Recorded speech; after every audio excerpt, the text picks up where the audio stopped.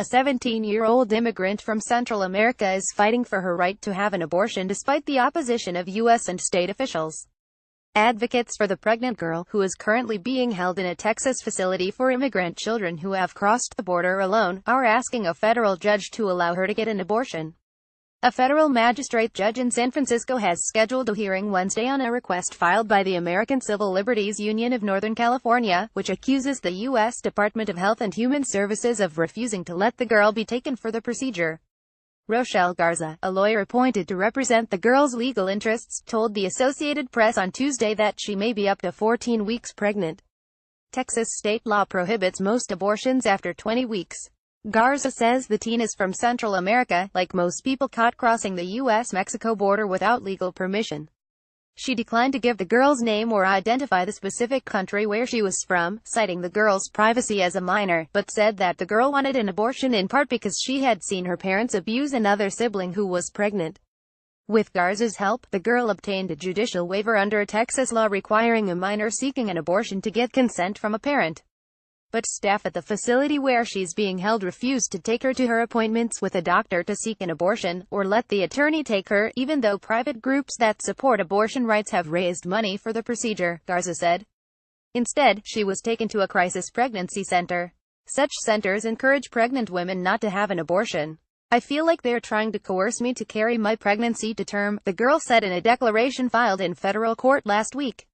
The ACLU of Northern California sued HHS last year over what it said was the denial of abortion and contraception to girls in its custody.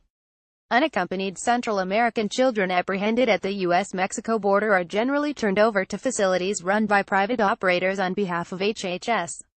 Many facilities are affiliated with religious organizations that oppose abortion, like the U.S. Conference of Catholic Bishops. Nearly 3,000 unaccompanied children were caught by Border Patrol agents at the border in August, the most recent month for which data is available.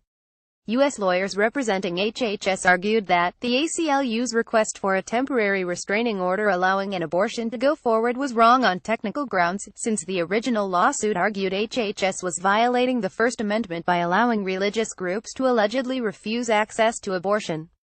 In this case, the 17-year-old is not being held in a facility with a religious affiliation, government lawyers said. It was not immediately known how long the girl would be held at the facility, or whether she would eventually be transferred.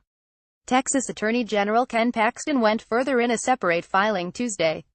Paxton, who is a strident opponent of abortion rights like most leaders in the nation's largest conservative state, argued that people in the United States illegally without some type of established ties to the country did not have a constitutional right to an abortion on demand. If the court rules in the girl's favor, the ruling will create a right to abortion for anyone on earth who enters the U.S. illegally, Paxton said in a statement. And with that right, countless others undoubtedly would follow. Texas must not become a sanctuary state for abortions. Paxton was joined in filing the brief by the attorneys general of Louisiana, Missouri, Nebraska, Ohio, Oklahoma, and South Carolina.